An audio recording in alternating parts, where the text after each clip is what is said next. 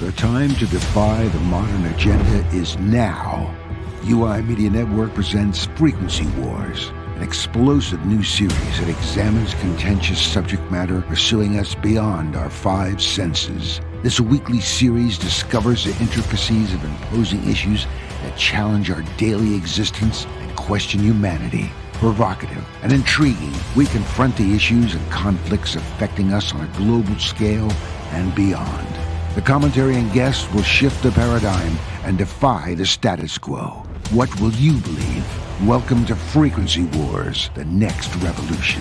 And here is your host, challenging you to question everything, Tim Ray. I'm Tim Ray, your host on the UI Media Network, and we have a very special guest to you, the one and only Rizwan Virk, aka Riz, and he is going to be coming in talking about his latest book, Simulation Hypothesis. Let that settle in for a second. Simulation. Now, this guy is a gamer, right?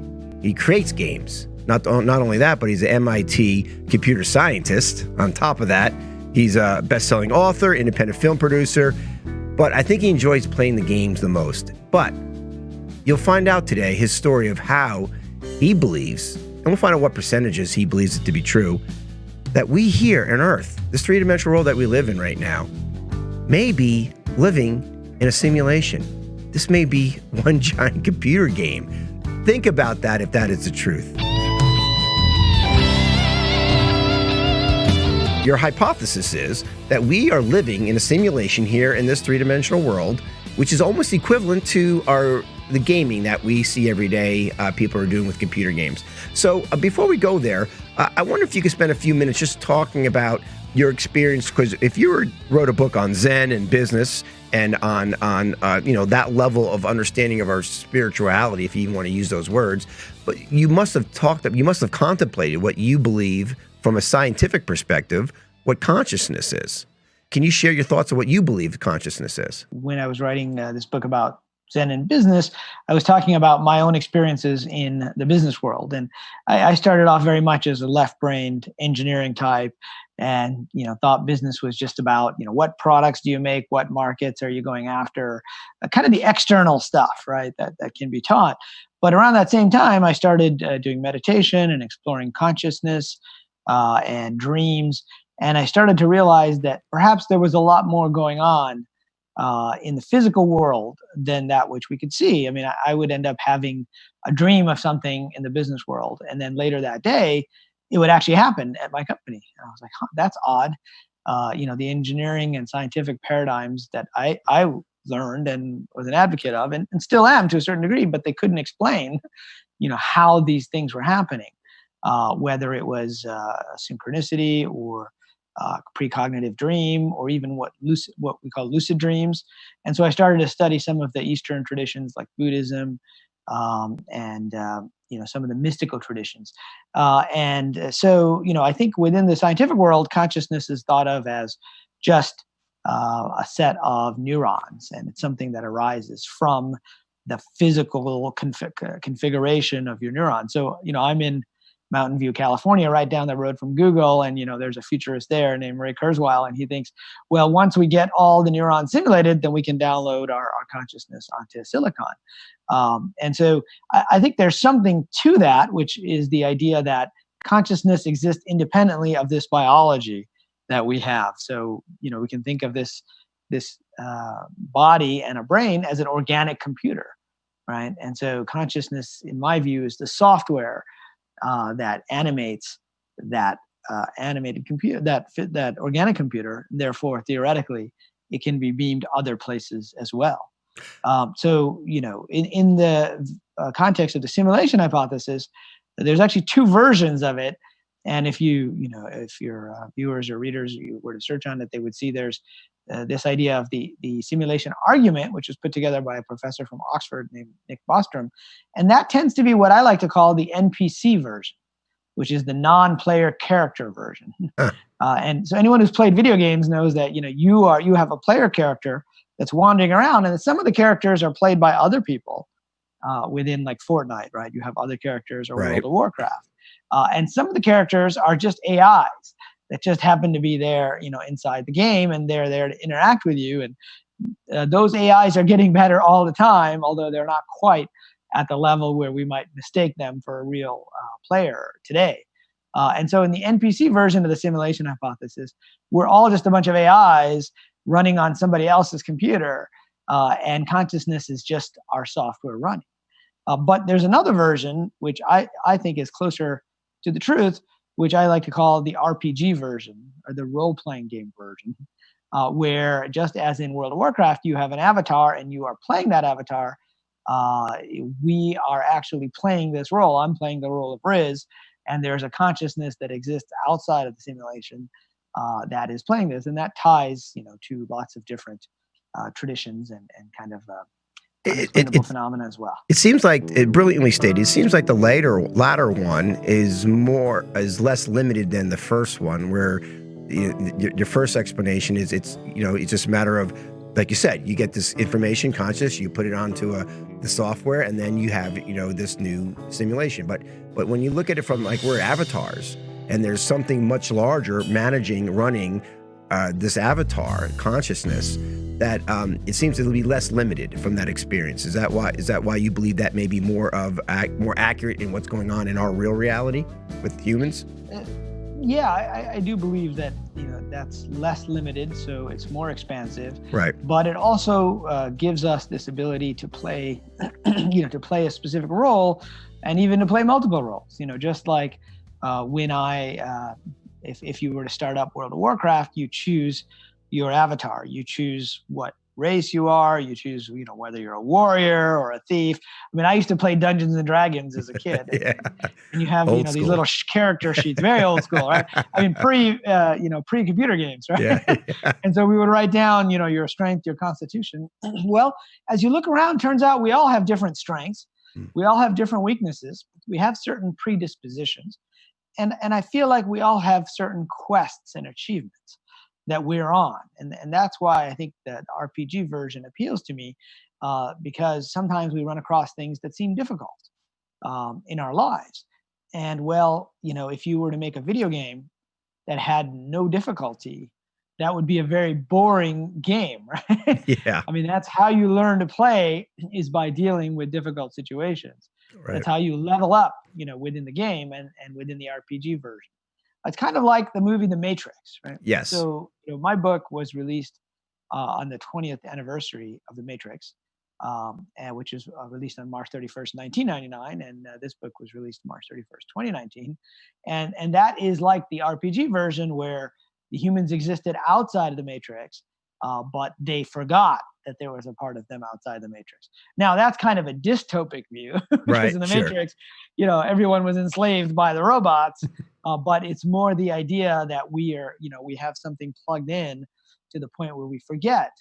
And that ties, to a lot of Eastern traditions and even Western religious traditions. In some of the Eastern traditions, we cross the river of forgetfulness when we incarnate. Right. When consciousness, or the soul, depending on your belief system, enters into the body, we kind of forget about all that. And sometimes we get glimpses of it when we're dreaming, etc. You had these questions, these, like, why am I here? What's going to happen to me when I die? These typical questions, but yet with your left brain dominated scientific perspective on things, you were able to utilize that to try to figure out or connect this kind of esoteric, spiritual, multiple beliefs, different religious beliefs, to your actual scientific mindset of what we can do. However, my concern there is our scientific method here that we use in the three-dimensional world. It's really limited, is it not? And don't answer this yet, but it's really limited to really not to. How do you take the scientific method outside of the veil? How do you take the scientific method to the consciousness level, more so than just in our world right now today? It's really the last part of the scientific method that really can't be repeated, when you're dealing with, I would assume, consciousness or things beyond the veil. I don't know how you describe that, because you're looking at things where it's just the variables are not going to be there. And one of the closest ways I think people can understand that, and I think you do mention this, and I know you're very familiar with, is a double-slit experiment. And we talked about that extensively, about collapsing the wave into matter, if that appears, whether these electrons disappear or they go somewhere else, or they go to other dimensions or whatever it may be. And that's like the closest thing I think people could come to that. But even others, even other scientists are hesitant to even use the double slit experiment as a quantum physics perspective of how we're the string theory and what's going on, because they say it's more of the observer, but they're saying it's a machine observing, not a not a human observing. Are there any experiments going on that maybe could kind of bring that to light, or maybe take it from the machine observer of what goes on in the collapsing of reality, or at least of energy into matter, versus a human observing? Yeah, so I think that's a bit of a debate within the scientific community as well. What causes the collapse of the probability wave, and what takes something that might be a set of probabilities or many different possibilities and settles in on one specific version of events. And there have been many explanations for that. The simplest explanation has been that consciousness somehow results in this collapse, and with the famous example of Schrodinger's cat, where Schrodinger said there was a cat inside a box with some radioactive material, and in an hour there's a 50% chance the cat is dead and a 50% chance the cat is alive. And common sense would tell us that, okay, the cat's either dead or alive. We just don't know because we haven't looked in the box yet. But what quantum physics tells us is that it's only when we look in the box that one of those two possibilities or probabilities actually happen. Until then, they both exist, right? And so, this is a mystery, because many scientists don't want to admit that consciousness even exists outside of matter, right? So it's a big debate. Yeah. And within the simulation world too, there's this NPC versus RPG. It's the same debate. Right. What comes first, matter or consciousness, right? Even people like Max Planck, who's one of the fathers of quantum physics, thought that consciousness came first and matter was derivative. Whereas many scientists today believe the opposite, that matter is first and consciousness, is derivative from that. And so one of the explanations that scientists have come up with in order to get around this problem of consciousness and the observer effect, that some scientists are now pushing, which also sounds like science fiction, by the way, Right. is the multiverse theory and the parallel universes. And the idea is that every time there's a quantum decision, the universe branches off. And so the cat is alive in one universe and dead in another universe. Therefore, it's not about consciousness. It's just about branching of the universe all the time. Now, in some ways, that's an even more complicated way of describing what might actually happen. But if you think about even that, so I'm a scientist and an engineer by background, so I like to know, how do things work, right? How does this collapse occur? And also, how would these parallel universes branch out? Well, in the physical world, we can't find anything that instantaneously clones, right? I mean, you could take a tree, you can get a seed, you can grow another tree, but it'll take you 20 years, right? Yeah. You can clone a human being, but you have to, start with the fetus, and you have to grow. Eventually you can be able to clone a human being. We haven't done that yet, but they did it with a sheep. So even biological cloning doesn't happen instantly. The only thing that happens instantly is information, right? And so within computer software, we do this all the time, where we take the state of a video game or the state of a particular part of the game, and we clone it. We back it up. And it happens, very quickly. In fact, many processors have this function built in where they can just copy a whole bunch of information as is, and then you can restart the game right at that place. It's like, we might think of it as saving a game state, for example. Right. And so, this idea that information is at the basis of everything around us, is one way to explain both the observer effect, and we account for consciousness as a kind of information that is coming into and observing what's happening. Now, in a video game, or even in a video like with Skype or Zoom, I mean, the way we're talking right now, what's happening is that my computer is rendering your pixels and your computer is rendering my pixels. And so if we were both playing, Fortnite or World of Warcraft, it looks like our characters are in the same room, but we're really not. We actually, there's no shared rendering of the world. Your computer renders only that which your avatar or character can see. My computer renders only that which my avatar can see within the game. And so this is a method of optimization so that each person's computer only has to render a small amount of the world. If you were to go back in the 1980s and say, hey, can we render a world like World of Warcraft or Fortnite? The answer would be no. There's too many pixels. We don't have the computing power. But we do it by optimizing. And so there's a theory, and Elon Musk and many others believe in this theory, and I talk about it a lot in my book, that this observer effect, which is referred to as quantum indeterminacy, is all about optimization. So you don't render the cat as being alive or dead because that's two different renderings. You wait until somebody looks at it and you render only that which you see. So that's the golden rule of the quantum indeterminacy or observer effect. That's also the golden rule of all 3D MMORPGs, massively multiplayer online role-playing games. You only render what you see. You only render what the character sees, and you render it on your local computer. Now, in our case, what's our local computer, right? It could be our brain, could be our consciousness outside of the simulation. And that allows us for the possibility that we might be seeing slightly different things as well, which is kind of mind-blowing when you think about it. Well, and explains a lot of why, in court cases, you get two people at the same scene and two different stories, That's right. It's like they're perceiving it slightly differently. And so there was a scientist in the 60s, a physicist named Eugene Wigner, and he proposed an experiment called, where he said, what if I saw the collapse of the probability wave one way, and then my friend, so we call him Wigner's friend, were to observe it before and I wrote down what I saw, and before I told him, he were to observe those particles. Is it possible he saw a different collapse of the probability wave than I did? And so this is an experiment that couldn't be done for a long time. You're dealing with multiple entangled particles. We haven't even talked about quantum entanglement yet. Right.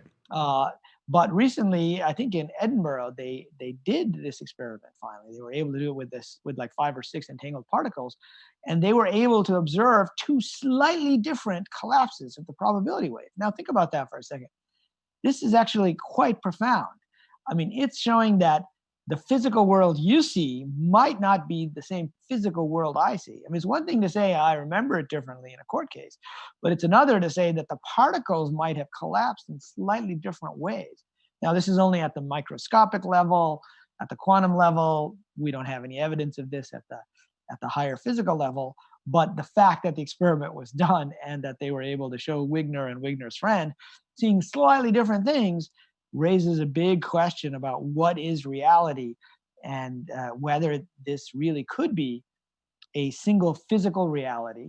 I mean, if you go back to video games in the 80s, like King's Quest, right? Yeah. What would happen is you would render the whole scene, all the pixels of the background are there, and then you just store like each little scene as a bitmap on disk, and then you load it, and the character goes.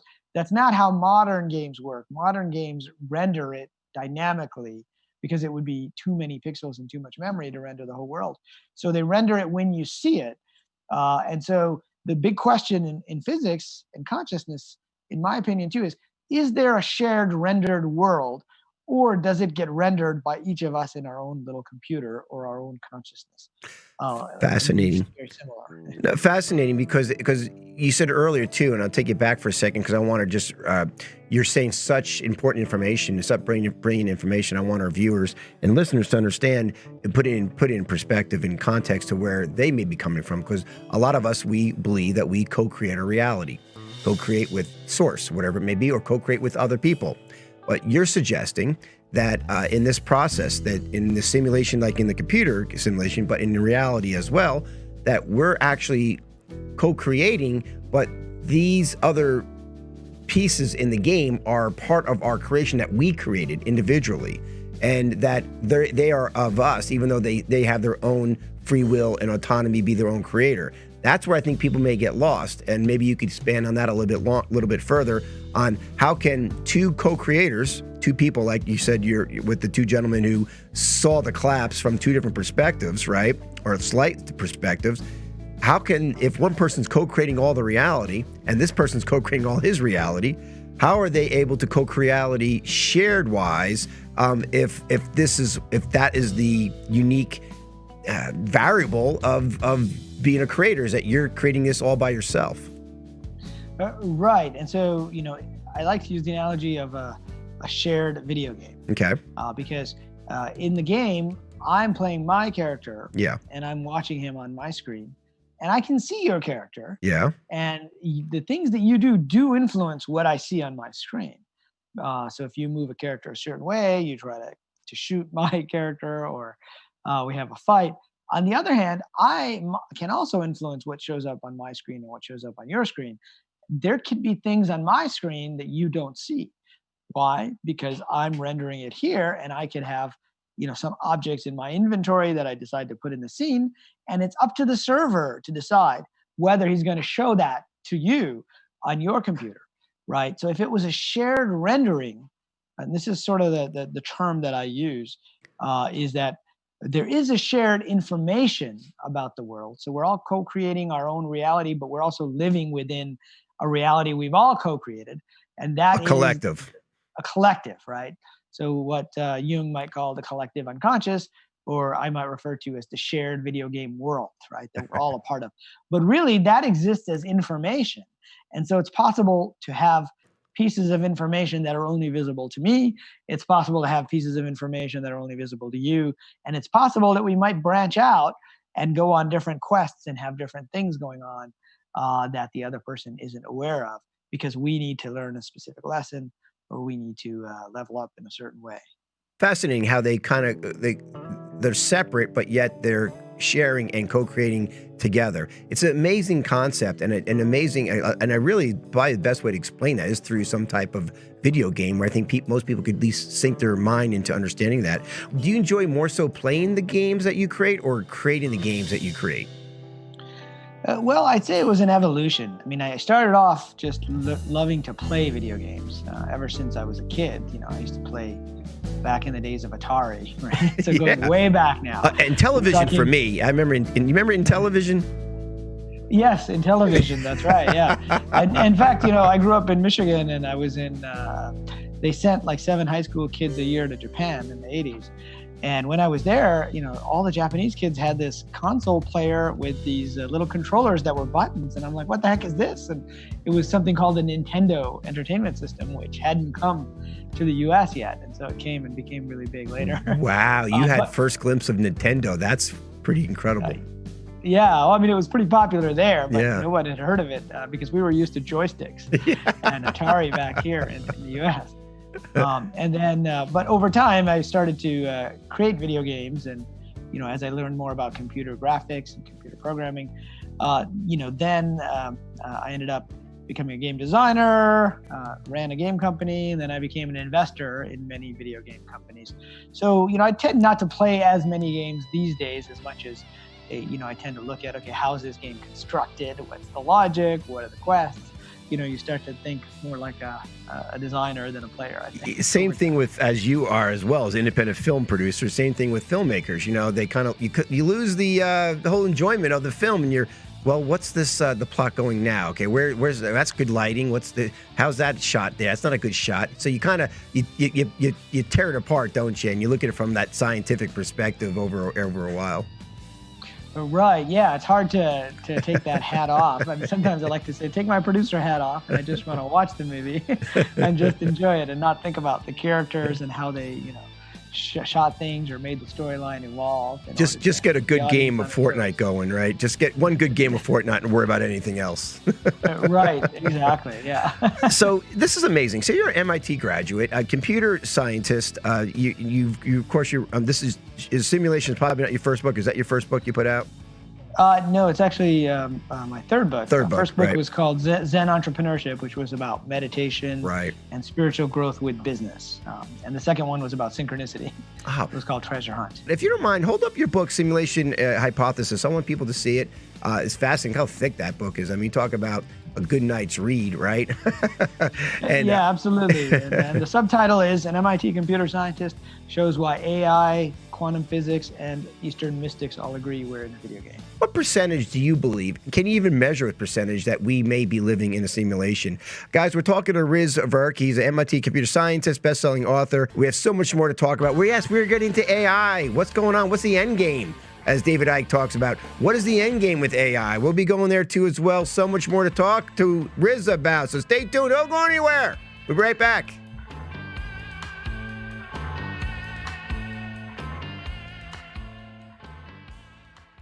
If this content resonates with you, don't forget to subscribe to our channel at uimedianetwork.org to stay updated with our uncensored shows. Also, like and follow us at UI Media Network on Facebook, Instagram, YouTube, Twitter, and almost all your favorite podcasting platforms. Most importantly, if you're being censored on social media, write to us at contact@uimedianetwork.org to get your message out. And remember, keep raising that frequency. All right, guys, we are back talking to Riz Virk. He is an MIT computer scientist, also best-selling author, independent film producer, and video game pioneer. And he basically believes that there's a 50 to 100% chance that we're living in a video game. And this is all part of our experience. It's amazing. So I do see so many similarities, Riz, into consciousness and what's going on in our day-to-day, our lives on that level. But that does come up with the question of AI, though, Riz. What with this movement to AI? Seems like it's almost a desperate movement to create the Borg. I don't know if I think you are a Star Trek fan, right? Right. All right. So I am too. I grew up on that as well. And more probably Next Generation. I thought that was a lot more stimulating to me. Although I like a good Kirk brawl, but nevertheless. And the holodeck, of course, being a great example of that. But with this Borg, we're moving towards this half human, half artificial intelligence. What's motivation behind that, in your opinion? And we'll talk more about some other people's opinions too, and see what you think of that. Sure. Well, it's interesting you bring up Star Trek: The Next Generation, and also the holodeck. One of the first times I started to wonder about the simulation idea was in watching an episode of The Next Generation where they're in the holodeck playing a Sherlock Holmes adventure. And one of the characters in the holodeck, who are AIs, Professor Moriarty, figures out that some of these guys are AIs like him, and some of them are from outside the simulated environment. They're like real players from beyond. And in that case, beyond means beyond the holodeck and in the enterprise itself. Right. So that really got me thinking, could we be inside some kind of a holodeck? And is there something outside that maybe we've forgotten about or that we're not aware of? But yeah, getting back to your point about AI, there's a big trend towards AI, and then there's transhumanism. So there's almost like two different technologies here that tap into something like the Borg, right? I mean, AI would be more like data, right? It would be fully silicon-based. Well, we say silicon-based, but that's just our technology today. I mean, silicon is just a crystalline structure, that we use for storage and building transistors, and it's a key component, of our microchips, which is what defines computing today. But computing algorithms exist independent of silicon. I mean, you can make a computer out of biological material, out of organic material, out of light, right? Because information and computation, my view is that's what it's all about. There's a famous venture capitalist in Silicon Valley who says that software is eating the world, because every other field is becoming software eventually. Right. Look at what we're doing now, broadcasting, right? It's all about the software for us to be able to send information back. Right. And I would have had to sat there. Information science, which allows us to compress information and send it and bring it. And so I think that's a key part of computing. Now, getting back to AI, there's something called the Turing test, which is this idea that if you are talking to an AI, it was put forth by Alan Turing in the 1950s. He called it the imitation game. And there was a movie about him in World War II not that long ago. But really, the imitation game referred to this idea that if I was talking to you through some messaging system and I was talking to somebody behind curtain B, and I couldn't figure out which one was a computer and which one was a human, then that computer would have passed the Turing test. Now, today we know it's really about AI, and it's not about a physical computer or a robot. You could send messages as text or as voice. And we're getting to that point. In China, they have these AI newscasters, right, that sit there and read the news. And they're just starting to have these AI courts where you're presenting over the internet to these judges who could be real judges or are AI judges. And it's starting to become a little crazy, actually. With a real judge stand up, you know. Yeah, exactly. I think that we still have a ways to go, with AI before we truly pass. This is my take, and I'd like to get your opinion on this, Riz, because everything is going artificial intelligence in that direction. Is there an end game? What is the end game? Because right now, yes, we're communicating through technology, right? And it could be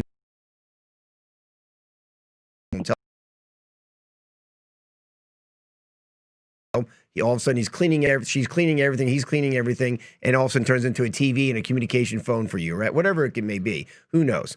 But aren't we missing the point? I mean, as human beings, this is where I think you have to bring in not just ethics. You got to bring in some wisdom here.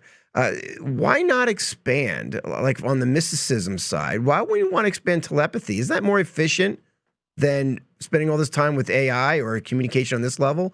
Why don't we want to expand remote viewing? Is that more, efficient than traveling over to somebody's house and getting in a car and whatever? I mean, why not this? If the human consciousness, as you know, and as we're expanding, as people in our circles have gone beyond the veil, why not expand the human potential as it is, rather than artificially make everything, make that our main focus in this world?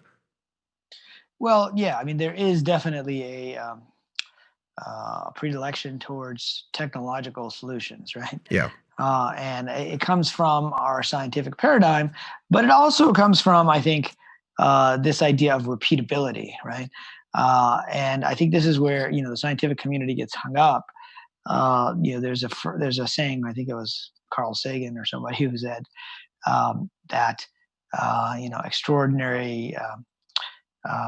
extraordinary statements require extraordinary proof, right? And so, as I said earlier, the burden of proof for some of this stuff in the scientific community is higher for these unexplainable phenomena than it is for stuff that they already believe in.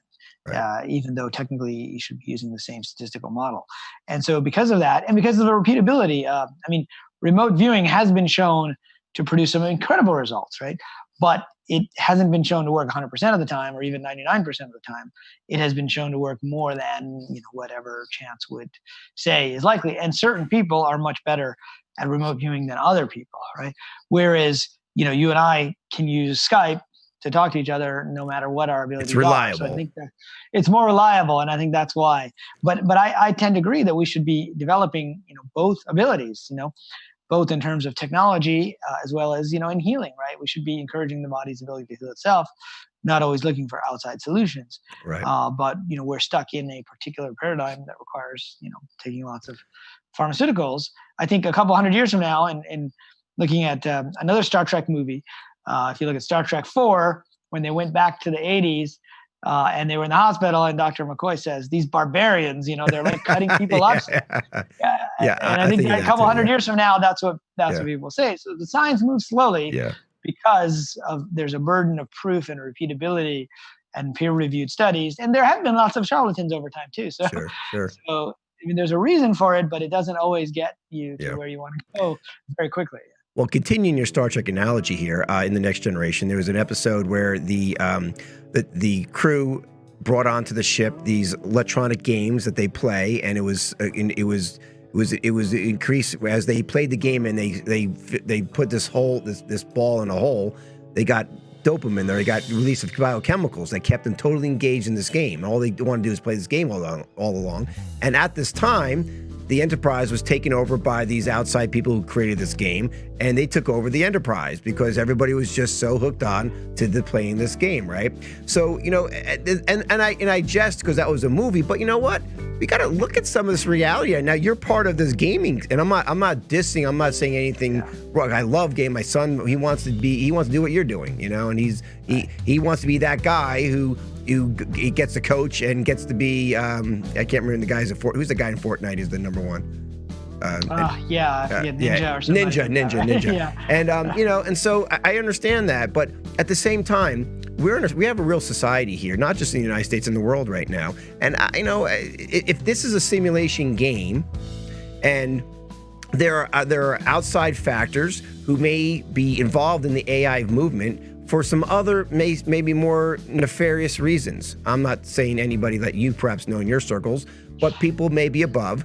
If we're creating this type of atmosphere where people are so distracted that they're growing horns in the back of their brain, or they're spending 8 hours on the cell phone or computer where they're not caring about society, and as more people move in and they move a country into a crisis for control. Right. This is a reality, Sure. like with the 9/11, all these disasters come. You got the chemtrails going on. You got the glyphosate in the food. You got the big pharma we referred to. Why do people care if they're getting their needs met biochemical from some machine?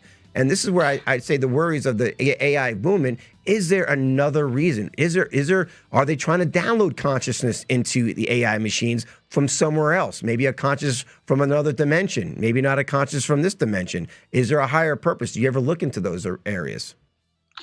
Well, so you talked about a lot there, Yeah. starting with that Star Trek episode. I don't remember that specific episode. Oh, you love that. You need to watch that. Of all people, you need to watch that one. All right. Yeah, definitely.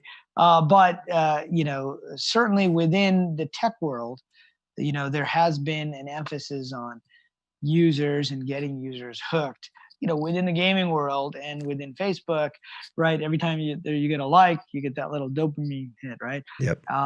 And so there is definitely some of that going on, but I would suggest that has been going on before technology. I mean, the whole expression, bread and circus, right? Yeah. It's, that was the old Star Trek episode. Right, but it was let them eat bread and watch the circus. Yeah, right? yeah. And it was the same kind of thing where you give the masses something to do.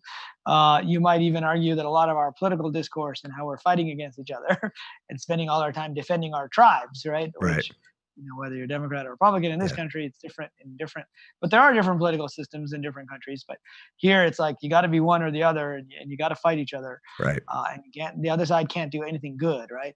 That I think it's a broader issue. Now, I tend to be less on the conspiracy side than some people.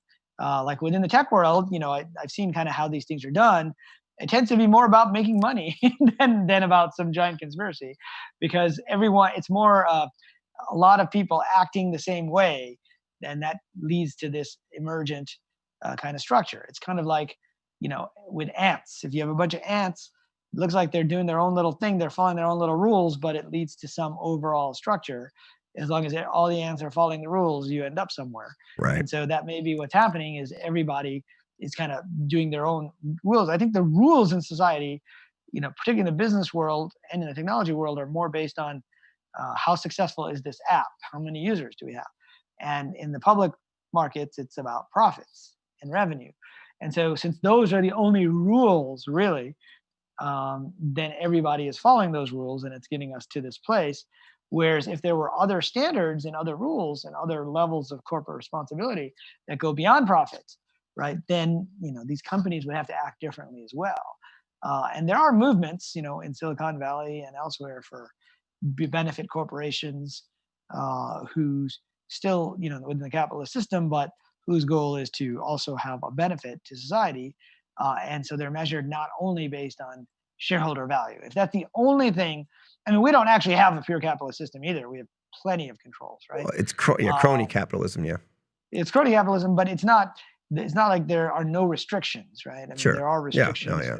anti-competitive things, lawsuits. I mean, there are all kinds of things. Whereas in a pure capitalistic environment, you would just end up with a monopoly pretty much in every industry. Now, many of our industries tend to go that way, where you end up with an oligopoly. You end up with a few players, right, who end up controlling the whole system. Right. But yeah, I mean, I sort of agree with you that, Most that it may have undesirable results. I don't necessarily agree because I don't have the evidence, right? Of course. There's overarching conspiracy. And you're a true scientist, and you need to have the evidence to actually take it wherever that takes you, because scientists take you wherever it takes you. Now, I know, Riz, you're very familiar. You're good friends with Daniel Brinkley as well. He had 4 near-death experiences, and he proclaims, as when he dies, and he's had these almost every experience for the most part.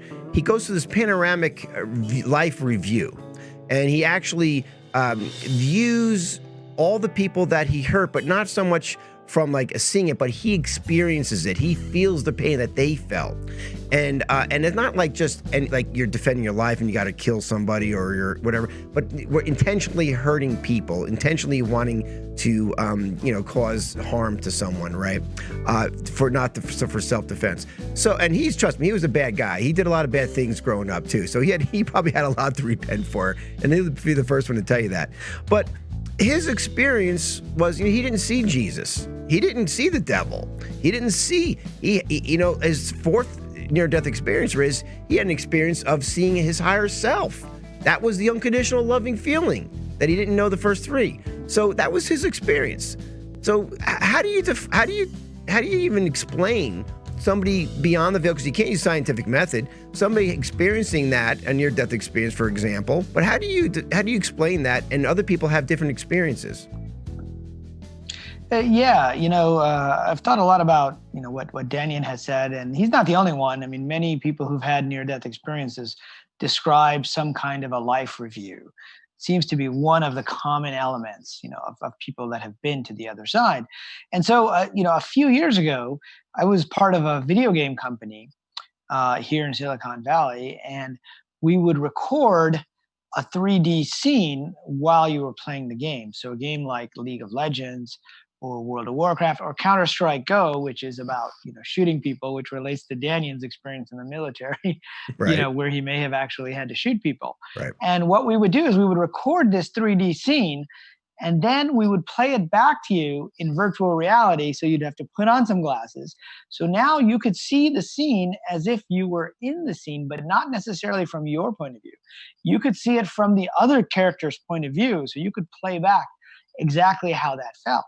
And so, we can do that with our video games today, which are these kind of 3D simulated worlds, but they're 3D only in the sense that we're looking at it, on a 2D screen. But with virtual reality, we can experience it as if we were there. So I can see what it felt like to have the other character shoot me.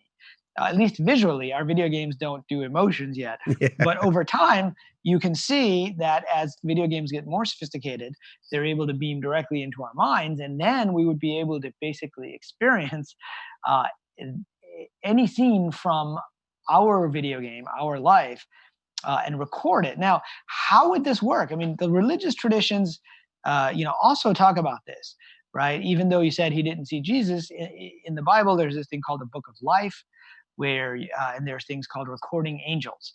And what do the recording angels do? They record everything that's going on.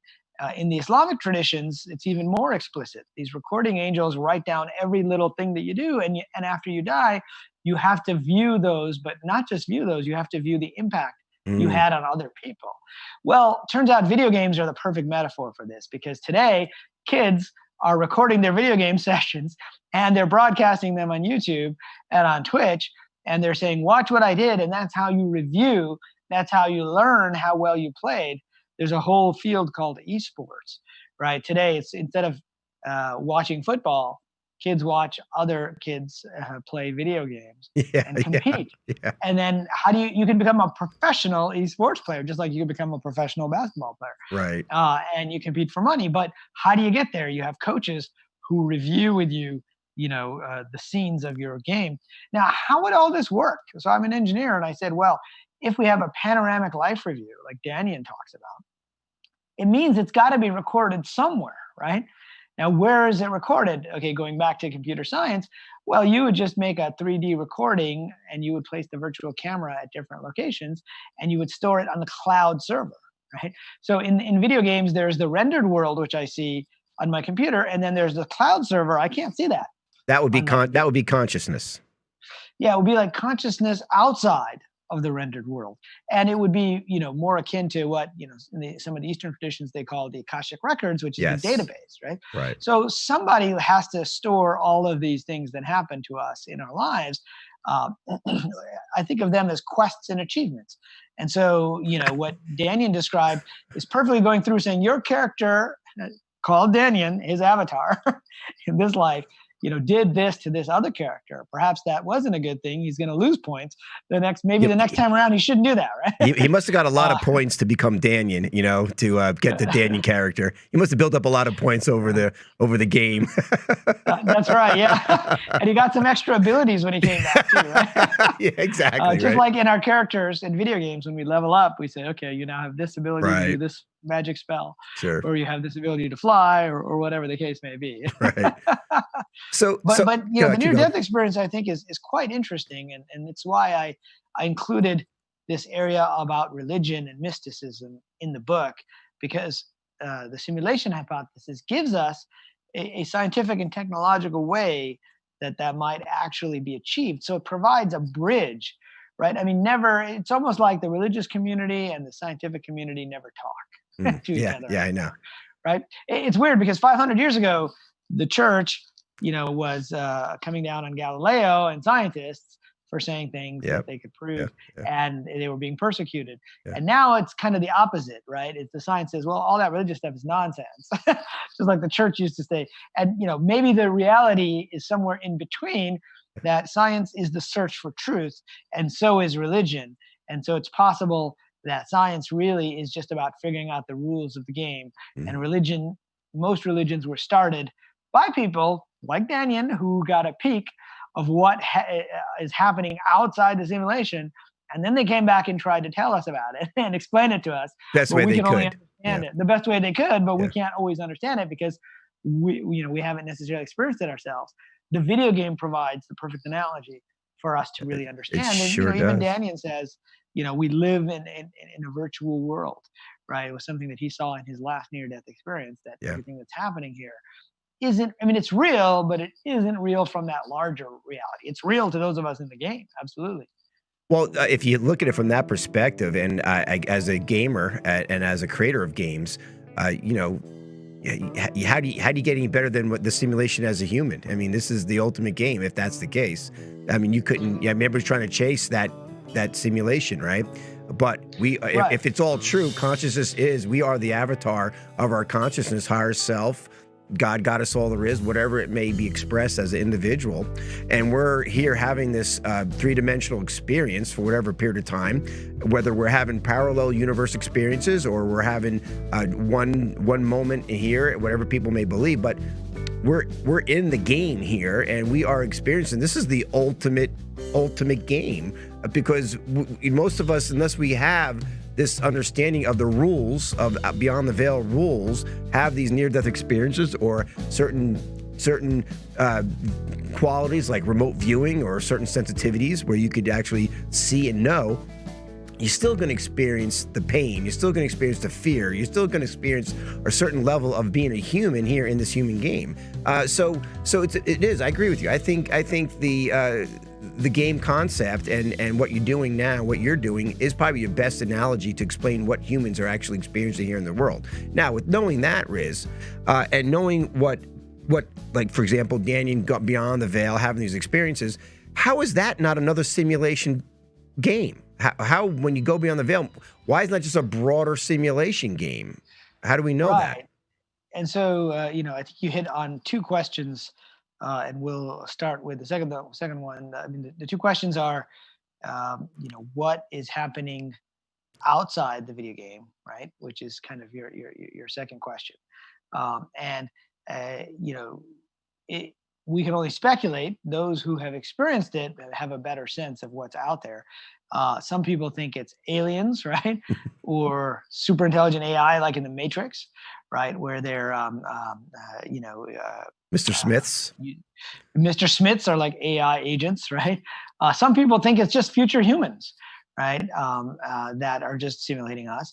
Some people say it's our consciousness. We are the simulators, and we are playing characters. The higher self. That tends to be the higher self, or your you think of it as your avatar and your actual self, right? And so what we think of as ourself is really our avatar, the physical body.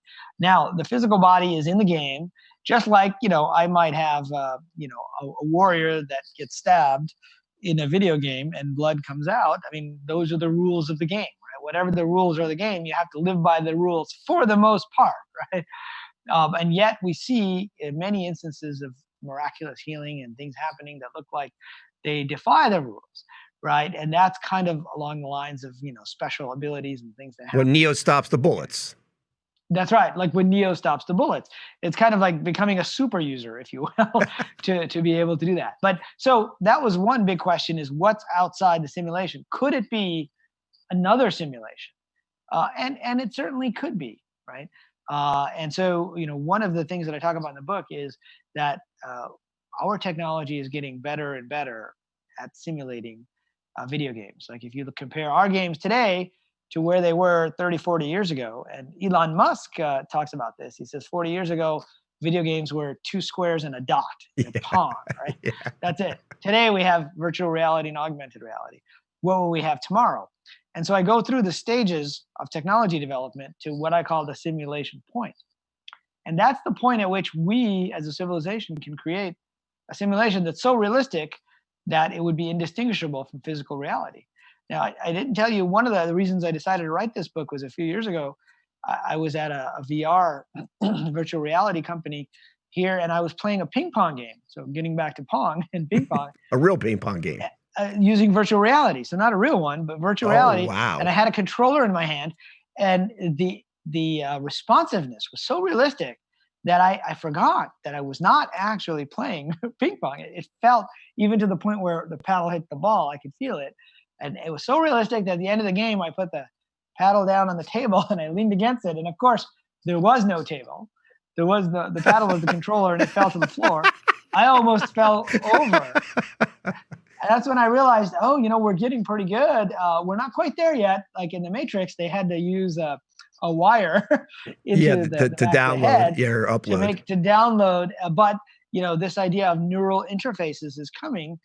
Whether you need a wire or not, that's an open question. We can talk about that separately. But we could get to that point where we could create realistic simulations. Right. And so if we're going to be there in, say, 100 years or 200 years, I think that's all it'll take us. Then who's to say that somebody outside the simulation didn't already get there? Right. And that is what we think of as physical reality, is that simulated reality.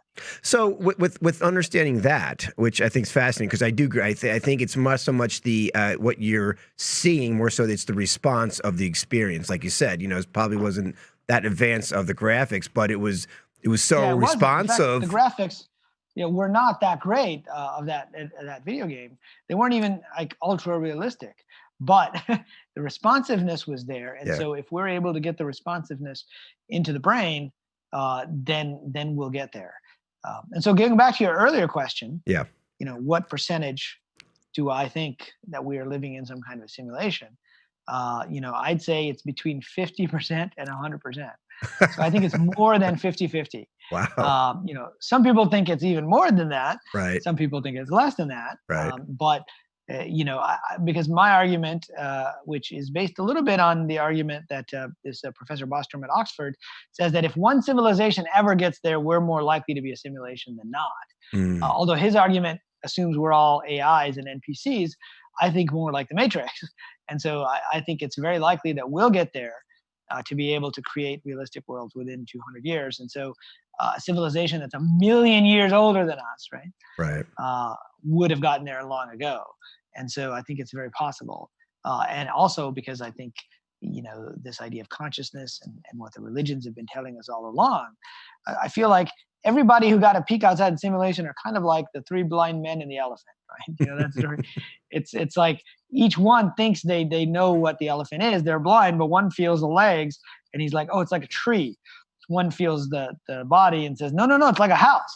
And one feels the trunk and feels like, no, it's like a snake. And they're all right, but they're all wrong to a certain extent, because they only saw a piece of it. Saw in this case. And maybe every time we peek outside the simulation, we see a piece of what's out there. There's something that's playing us. There's some consciousness. And we don't know what it is. And then we come back, Riz, and we create religions and beliefs for everybody to understand our little misinterpretation, what we think reality was beyond the veil. So decisions are made. Yeah. People die. People live based on these glimpses of what what we think reality beyond the veil is. Let's talk about this kind of, like Daniel talked about, this blue-gray area. This may be another simulation. This is where this, like, purgatory, or places where people have described over the centuries of what it's like when you do have a chance to glimpse over the other side through a near death or an out-of-body experience, or remote viewing beyond the earth realms here, whatever it may be. But let's dab a little bit there and see what science we could bring to understanding what that actual experiences are, and maybe get closer to defining, is that another level of simulation, just a more advanced level of simulation, and what's going on, what's beyond that. Guys, we're talking to Riz Virk. He's an MIT computer scientist, best-selling author. So much more to come. We're going to be getting into now, as we come back from break, into Beyond the Veil. A good friend of ours, common friend, Daniel Brinkley, I've had his experiences, and his experiences, he died 4 times. His near-death experiences were very unique to him. Not everybody has the same experience, although there are some similarities. We're going to here in this world. Wow. Heavy stuff. Stay tuned, guys. A lot more to come. We'll be right back.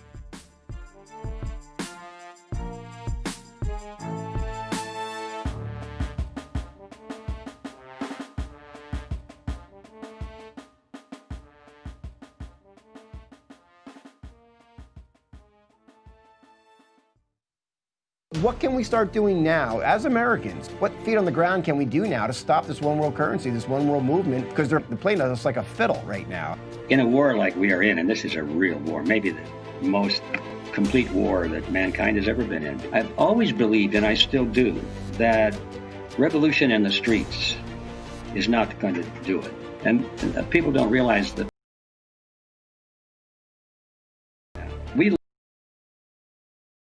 we didn't watch, we didn't care. We entertainments. Retake our system,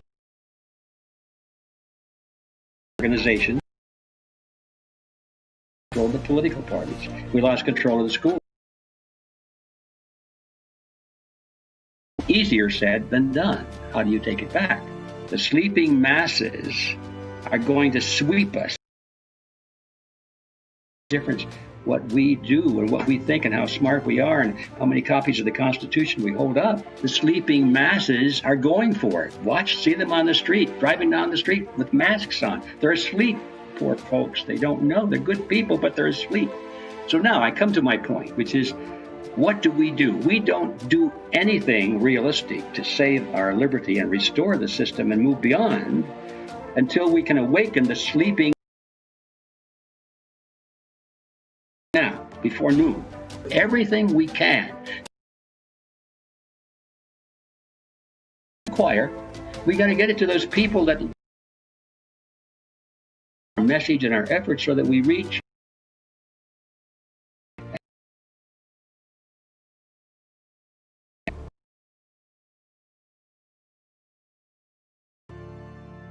If this media network, also like and follow Twitter. Most importantly,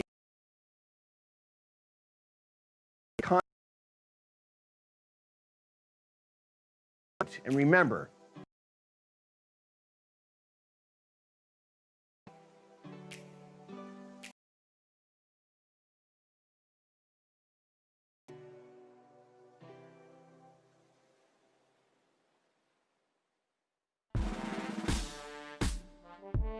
all right, we are back live with Rizwan Virk, and he of course is an MIT computer scientist and much more, author of Simulation Hypothesis. We're talking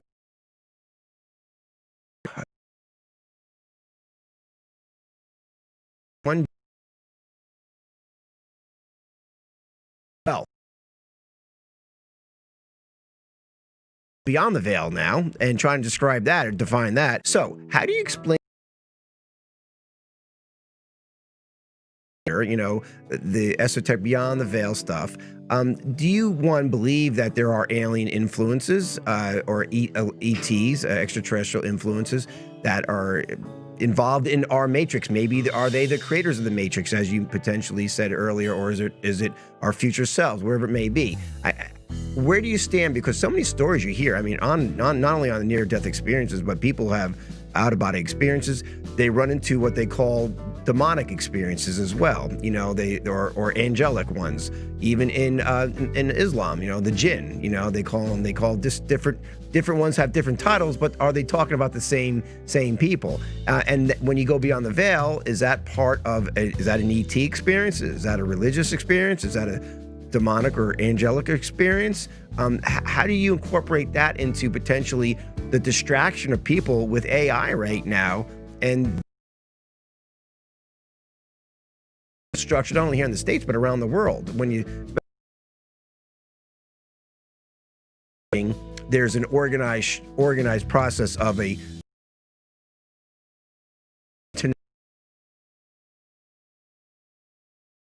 in place, if you even do. Okay. Stuff, right? Yeah. And religion and ET are related. So those stories will conclude that, okay, there are things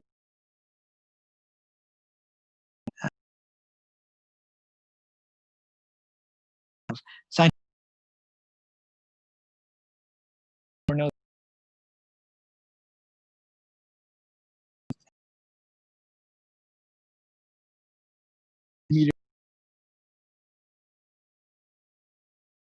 society in 18. There are rocks from the sky. In the sky. Why? Because there are no rocks in the sky. We all know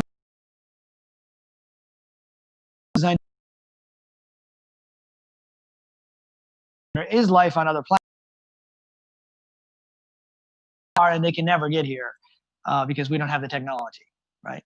Of course, that doesn't make any sense. Just because we don't have the technology doesn't mean you know, UFOs are a real phenomenon. The question is, what are they? Are they interdimensional? You know, projects of new advanced technology that even the physicists don't know, you know, how these things work. I mean, I think that's an open question. You know, I tend to agree with Dr. Jacques Vallée, who's you know, been around this subject since a long time. Blue Book. Yeah, and he was, you know, with NASA and helped them build their first computerized map of Mars, I think it was. Yep. Their first databases, and you know, I think he's reached a conclusion that it's not a simple story. The simple version is ETs from other planets are coming here, and they're, you know, and they're controlling us, and the government knows they're here, and that's it. This is a much more complicated story that sometimes consciousness is involved in these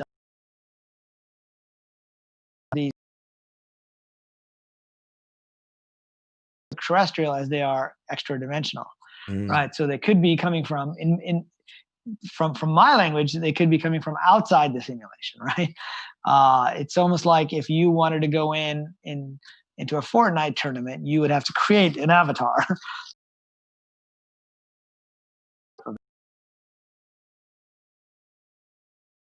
Virtual reality. There's another gentleman named Tom Campbell who wrote a book called Thomas Campbell, My Big Toe. I interviewed him a few times. Fascinating man, big into the video gaming analogies. Yeah, and so, you know, he wrote a book called My Big Toe, My Big Theory of Everything, and he talks about, you know, multiple virtual realities, right? And so, you know, he spent time at he suggests that he's been able to leave this virtual reality and go into another virtual reality. But the people look different, right? And so that's interesting, because if we're sitting on a server somewhere and there's no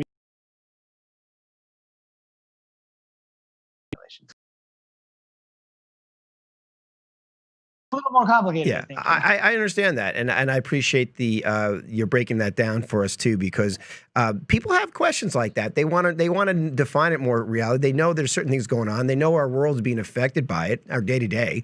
from not only legislation, but from our people being sick, chronic illnesses, vaccines, everything's occurring.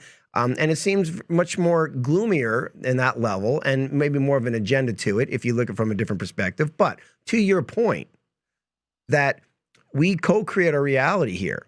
Could that person who's creating reality, who sees that ET, sees that ship up in the sky, I'm looking at it, but the person next to me doesn't see it because I'm creating that reality.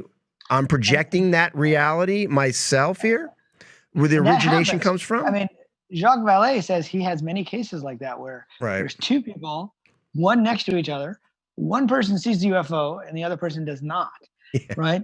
And so now, if we use the simulation analogy, and he and I have talked about this, if you and I, both of our avatars are in the same field inside World of Warcraft, it's very easy for my computer to render something in the sky and yours not to. In fact, we do this all the time in video games.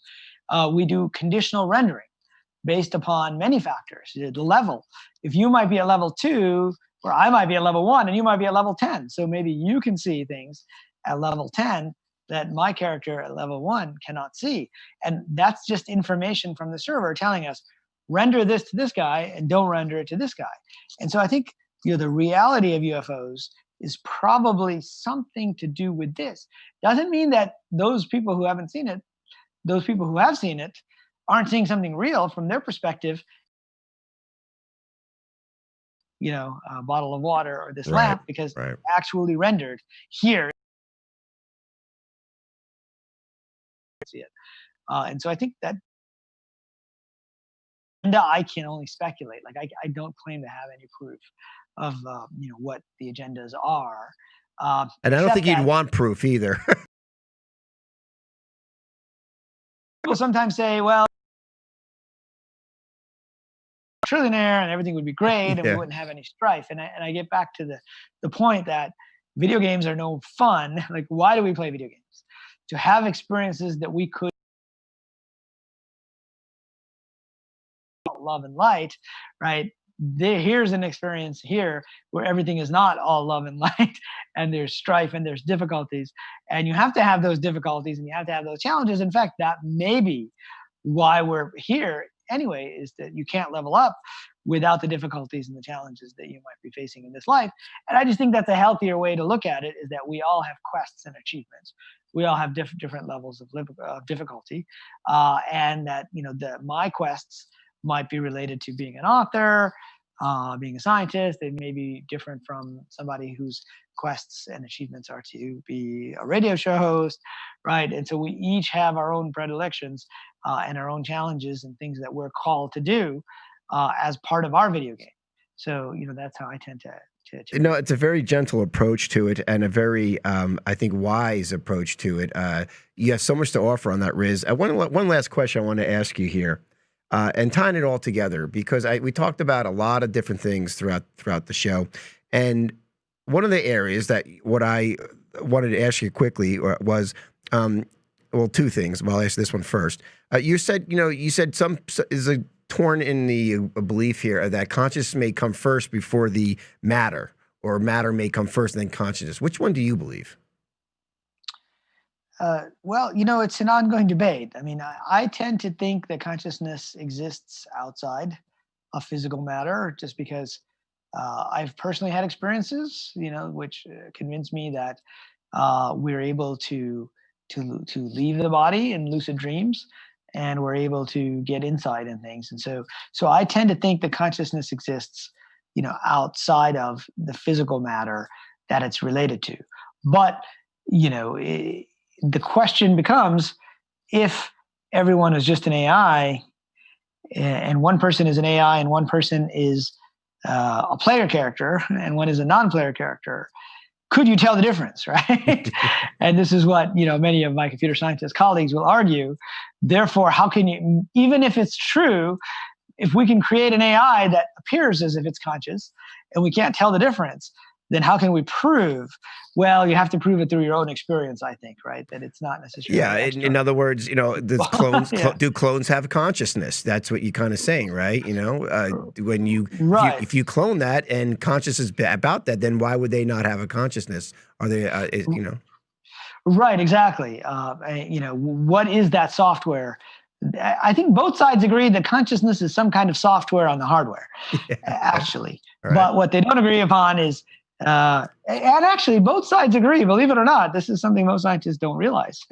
Both sides, science and people in the more mystical or higher traditions, believe that consciousness can be downloaded from one place to another. The difference is, they think it's just information on a server. Here, it's more about life and a spark of soul. And it's interesting debate, even within the Eastern religious traditions. Buddhism and Hinduism both have this idea of you get downloaded into a life, you go back to the other place, Upload. you upload, you download again, and you have another life. But what they don't agree upon is this nature of the soul. In Hinduism, there's a single indestructible soul. In Buddhism, it says it's just the karma you created. So it's just the information. In my book, I have a whole thing about karma as quests in a video game. And it's like a bag of karma that gets reincarnated, which is just information about all the things that you've done, like with Danyan and his life review, and all the things that he has done lead to more quests and things that you have to complete. Right. So even within religious communities, there's debate on it, but I think all sides kind of agree that there is some element of information being uploaded and downloaded. So I do see so many similarities, Riz, into consciousness and what's going on in our day-to-day, our lives on that level, beyond the veil. And I think so many people have questions, and I don't expect you to have the answers. I don't expect really anybody to have the answers, even Danyan or people who peeked over the side, because like you said, they're only giving us a glimpse of their experience. And if, as you said earlier, if our experiences are all tainted by our own perceptions, our own creation, then really what is truth? What is the reality if we all have our own, we're creating our own reality, right? So, but this kind of blue-gray area that Dan talks about, where you have this panoramic life review, and maybe you could bring some of your mysticism experience to the table on this as well. Could that be another simulation? Well, it could be. It could be that sometimes there's experiences that I've had with shamanic techniques where you do a shamanic journey, right? And you go into the ayahuasca experience. Well, I haven't had the ayahuasca experience. Mine was much simpler. You use drumming. Oh, drumming. All right, and sure. rhythmic breathing to get you in a different state. Gotcha. And then your journey. I guess more powerful experiences might come from ayahuasca and some of DMT and all that stuff. Sure. But sometimes you'll journey with other people and you'll end up in the same space, right? You'll come back with similar stories of what you saw there. And this is something that's happened to me many times, so I can't deny that. Yeah, which means that there are these shared non-physical landscapes, right? And well, the mystics have been telling us this for a long time, that there are planes of existence. There's the physical plane, and there's the astral plane. Causal plane, yeah, the causal plane. But then even within that, there's the personal astral, which is kind of like our dreams. I was talking a little bit about simulation technology. And I said, in the book, there's 10 stages to get to the simulation point. Well, it turns out all of those technologies already exist in our brains, because every night when we dream, we believe we're completely inside the simulation. We're able to move and it's able to get our reactions. There's AI characters all around. Sometimes there are shared dreams, so it's like a multiplayer experience. But to not go so far into that, but dreams is a very interesting analogy and area of study, and it's probably one of the oldest areas of human study, because everybody dreams and everybody has been having dreams for thousands or millions of years, depending on how old you think the race is.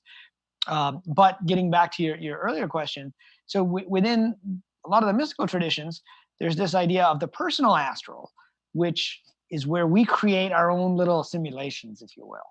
Then there's a wider astral, which is a little more objective, like the physical world. So it's like a version of the physical world, but it's in the non-physical. And this is where people go when they have out-of-body experiences. Right. And you mentioned remote viewing. So, I'm here in Silicon Valley, and Stanford Research Institute down the road is where they did, a lot of work on remote viewing. And I was mentioning this idea of recording 3D landscapes in video games. Well, it turns out the reason we could record the game and you could see it from any point of view is all we had to do was we had to place what's called a virtual camera, right? So just like a physical camera, you have a virtual camera at some XYZ coordinate, right? So you can define the full 3D, any 3D world with XYZ coordinates, and we would put the camera somewhere else. We could see exactly what was happening at those coordinates. Right. So remote viewing is almost a way of taking our virtual camera and detaching it from our physical eyes and putting it some other coordinates, within the physical world. But yeah, I believe that we could have simulations beyond what's going on. I mean, I actually had it wasn't quite a near-death experience, but I had a heart surgery last year. And Danny and I were talking about this because it was around the time that he had one of his near-death experiences, and I found myself, in a place which looked like a monastery, and they were kind of working on me, but it wasn't, I wasn't completely dead. I was just happened to be kind of in this in-between state. And for me, eventually I came to realize that that was a simulation. For me, I had studied a lot of Tibetan Buddhism, and so they created a simulation for me that matched some of my own belief systems to say, here were people that were helping me, with healing and helping me with the but I wasn't quite ready for a transition. And so, my own mystical experiences convinced me that there are these other simulations, some of which are shared, some of which are personal. And so, when you talk about the blue-gray area, it could be a transitional area, right? Between when you wake up from this, kind of like in the Matrix, you wake up, Neo, Keanu Reeves' character, right? He took the red pill or the blue pill. Morpheus asked him which one he wanted to take, and then he woke up inside this pod, and he was very disoriented, right? Right. Yeah, absolutely. So there's probably a staging area because this immersion is so complete that we forget that they're somewhere outside, and so you need kind of the staging area, and that might be based on your own personal beliefs a little bit, what you see there. It may.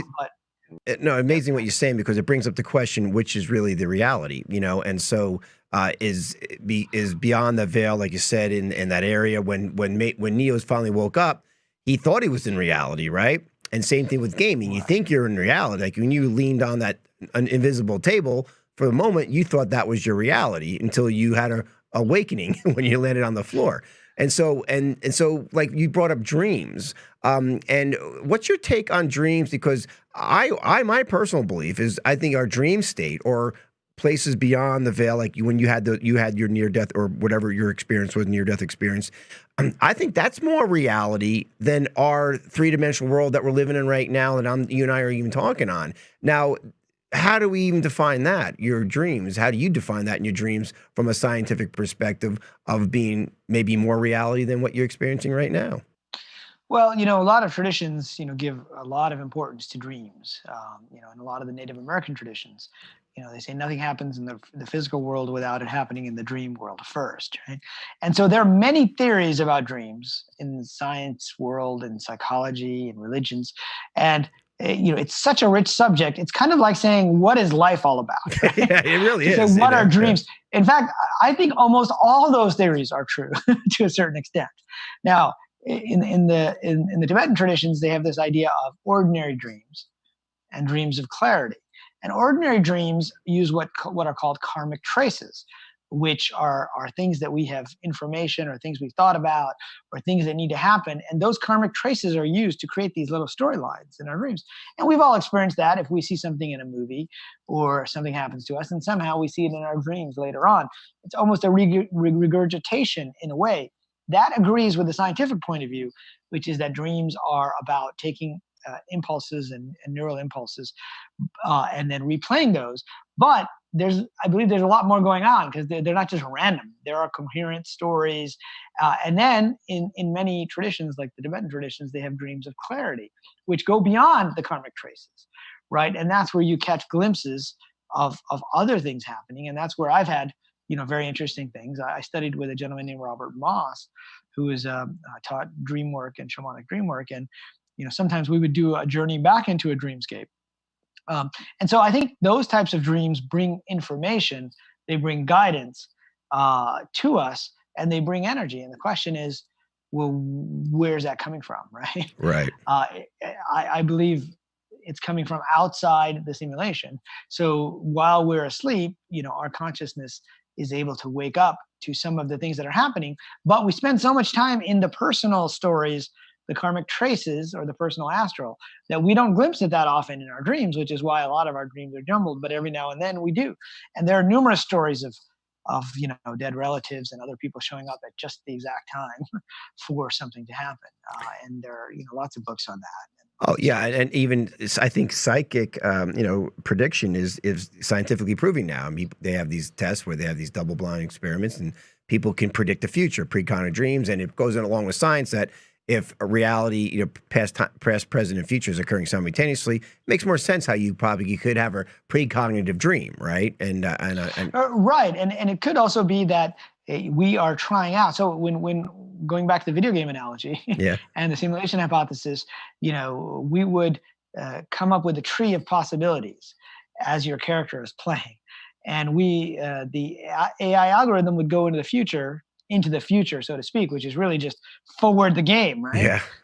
And figure out what the likely outcomes are, and then evaluate those outcomes, and then go towards the one that we think is best. And it's possible that precognitive dreams is something like that, where we are branching off these virtual realities or these virtual worlds, which are possible future worlds, and we are glimpsing what might actually happen. But it may not be that which has to happen. It may be one of multiple things, and so we get hits on that. Right. But yeah, I agree with you that there have been experiments done that show that the mind can affect, consciousness can affect matter, and that people can, in fact, beyond what chance would show, detect things. But a lot of mainstream science doesn't accept that still. If you use the statistics that have been shown at places like the Noetic Institute and PAIR, the Princeton Engineering Anomalies Research Center, they show, if you use those same statistics in medicine, I mean, my doctor tells me I need to take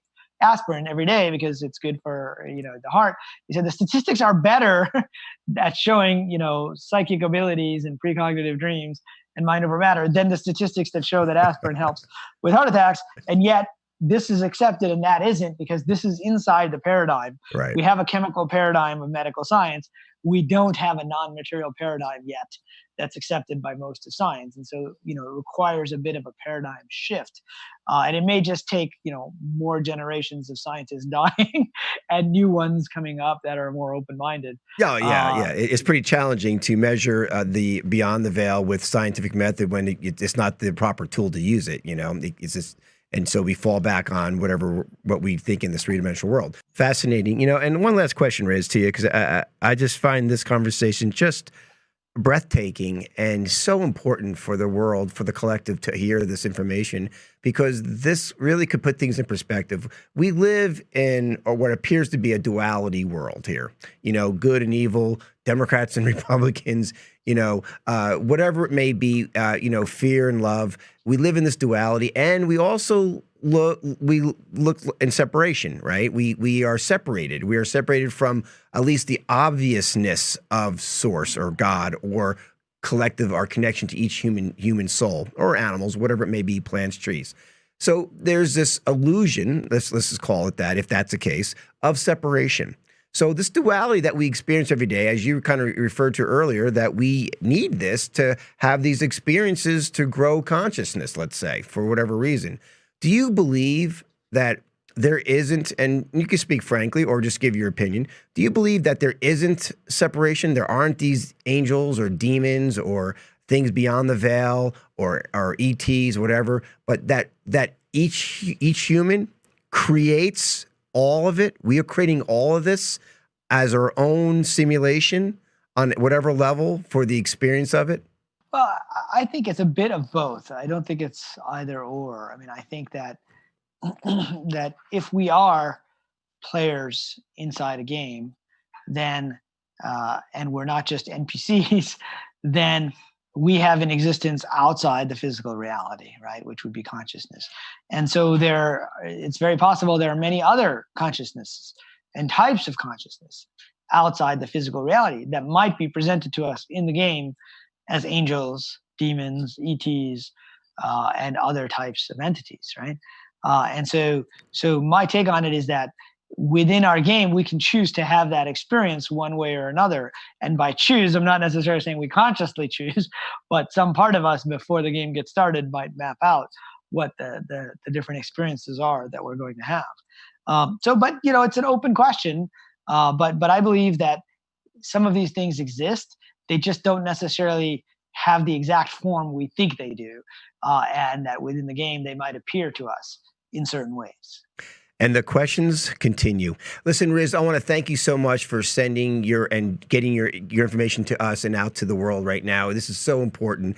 Of course, we've been talking to Rizwan Virk. He's an MIT computer scientist, best-selling author, independent film producer, and also a video game pioneer, author of Simulation Hypothesis. Show your book again, if you don't mind, and best way that people could find that book or reach you.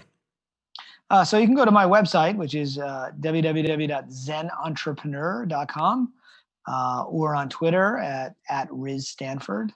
And you can get the book on Amazon, although I like to support local bookstores. So, you can always order it from your local bookstore if they don't have it. Right. You have a latest movie coming up, or you're a movie film producer. What are you working on? Anything? So one project that I've been working on is a science fiction adaptation of a science fiction writer named Ursula K. Le Guin. Will you take back Star Wars? They ruined it. I don't know what's going on. Yeah, I wish they could go back. Actually, I've just been watching the Star Wars cartoons, and they're actually better than the new movies. In my opinion, they made it politically correct. Listen, stormtroopers don't cry and have feelings. They're clones. What's going on here? I don't understand this world. Well, I was part of a very small group. I got to see The Last Jedi a couple of days before opening at Lucasfilm at the theater where George Lucas typically watches, and I got to take his seat, which was right in the middle of the auditorium. There were only 20 of us, and it was like a 100-seat auditorium. So that was cool on the one hand. On the other hand, it was the first Star Wars movie that I didn't see in the theater more than once. It was that great. So. Yeah, I love it. So you're working on you're working on a movie right now. You said, right? Yeah, so working on a few things. There's a site called Bitmovio, which is a kind of a YouTube, but it has a lot of spiritual and paranormal content. And so I've been helping with that. And then I've been working on this adaptation. I'm a big fan of different science fiction writers like Philip K. Dick and Ursula K. Le Guin, who both grew up in Berkeley, went to the same high school, oddly enough. Okay. And she wrote a series about interstellar anthropologists. And one of those books we've been working on adapting into a movie. So I'm always working on some project or another. Well, listen, best of luck. You're needed now in the world right now of a man of reason and of looking at all sides. You're basically our ambassador between science and mysticism. And I'm so glad you're here and so glad you're doing such great work and continued success. Thank you so much for spending this time with us, Riz. And guys, until next time, remember, keep on asking questions because that's all we got right now. Till then, bye-bye. Thank you for watching Frequency Wars, brought to you by the UI Media Network at uimedianetwork.org, the home of innovative, uncensored, conscious media. Check us out on Facebook, Twitter, Instagram, and YouTube at UI Media Network. And be sure to sign up free at uimedianetwork.org to watch all of our uncensored content. See you next time on Frequency Wars, the next revolution. The UI Media Network and its associates take no responsibility for the opinions and statements made by the talk show hosts or their guests.